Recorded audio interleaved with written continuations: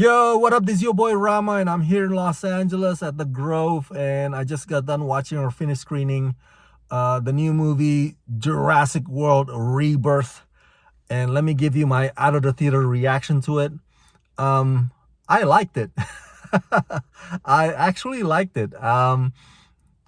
Was it a solid film? No. I mean, it had its flaws. Was it better than the original Jurassic Park? No, of course not. So let's get that out of the way, okay? Don't be crazy. This film was not even better than the 2015 Jurassic World, but was it better than the last installment, Dominion? Yes, definitely. The screenwriter of Jurassic Park, David Koepp, came back for this one. He wrote the script for this one, Rebirth, and he kept his usual formula. You know, there's the antagonist in the form of a corporate company guy, and there's a family, and kids. David Koepp likes injecting families or kids in many of his scripts or many of his stories, whether or not they make sense. But in this one, I understand because he wanted to give the heroes something to lose, something for them to fight for, and that's where the kids come in. And by heroes, of course, I mean Scarlett Johansson and Mahershala Ali's characters, because their backstories or their arcs are pretty paper thin. There's not much to grab onto as far as what the characters are all about. So the kids are there for them to be the rescuers, the heroes, the ones that be the protagonists, something for the characters to maintain or to retain their humanity over. Otherwise, it's all just about the money for them. I had my initial concern because as much as I admire director Gareth Edwards, the last creature movie that he did was 2014 Godzilla. Remember that? And I hated Godzilla. I hated that film because much of the Godzilla action was just blue balls tease. We didn't get to enjoy or see much of them.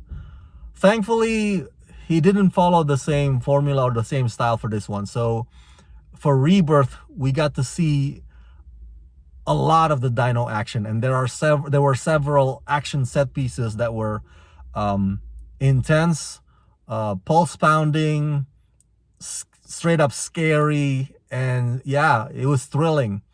Last and not least, this point I want to make, the dinosaurs. Now, my friend who saw it with me, he said, wow, there's not a lot of the classic dinos. There are many new dinos. And you know what? I get why that kind of bummed him out. But at the same time, I liked it. I liked this, just like there was a line in the film that said, this island was abandoned and it was like a lab for the freak dinos, because the theme park wanted to give something new, something more attractions for the spectators or for the audiences, and that kind of goes with that line. It wouldn't go with that line if the movie only featured the classic dinosaurs, the T-Rex, the Velociraptors. You gotta have the new ones. And even though I don't know the big bad villain dinos in this one, I don't know much about them. They look like xenomorph in some parts with the big head and the neck. I'm sure a lot of the Jurassic World franchise nerds would dive deep into what they're about, but they were scary. And I liked that the classic dinos were there.